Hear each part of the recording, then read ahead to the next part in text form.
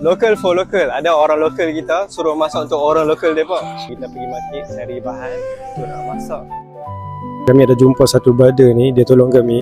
5001. Dia tolong tunjuk direction dekat kami punya homestay. Sebab kami tengah cari, kami tak jumpa. Sebagai balasan, kita sebagai orang Malaysia takkan duduk diam saja kan. Jadi kami buatlah masak-masakan untuk dia. Kita buat masak apa? Masak ikan, masak sambal. Kita punya signature memang simple. Memang Masya Allah bila kena dekat orang yang duduk luar negara ni, memang dah cukup lah makanan ni kan. Apatah lagi orang Korea. Jadi saya cari dia, tengok-tengok. Kita nak bagi kat dia. Tak tahu lah dia ada ke tak ada. Dia tak ada kat kedai. Jadi saya jalan cari mana siapa nak bagi kat siapa. Sampailah saya sampai dekat tengah-tengah laut. Cari. Ever kapan ni dia pernah pergi Malaysia, maksudnya mesti dia rindu makan makanan Malaysia. Dia cakap makanan-makanan Malaysia sedap. Dia lah orang yang sesuai untuk dapat makanan-makanan kita. Jadi lagi saya akan cuba bagi kat dia our Malaysian food. How we cook? Okay? Eggs. This one, another one.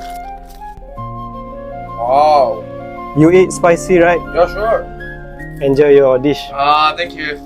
I think you are 20, right? 20 something. 32. You are Korean, very look young.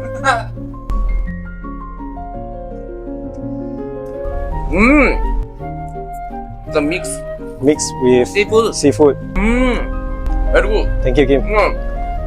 Later I can follow you at Instagram too. And then if you come to Malaysia, maybe I can cook some meal. Sure.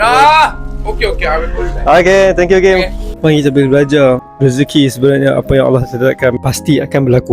Walaupun kita rancang kita nak bagi kat satu orang tu, tapi Allah tulis yang rezeki ni bukan dia punya, tapi orang lain punya. Jauh macam mana pun dia akan sampai dekat situ. Tengah laut dia boleh makan makanan Malaysia. Macam itulah kita, saya orang Malaysia pun tiba-tiba boleh sampai Korea tanpa ada rancangan. Yakinlah rezeki Allah SWT luas. Janganlah kita kalut-kalut tentang rezeki apa yang Allah tetapkan. Apa yang penting kita kena jaga takwa dan amalan.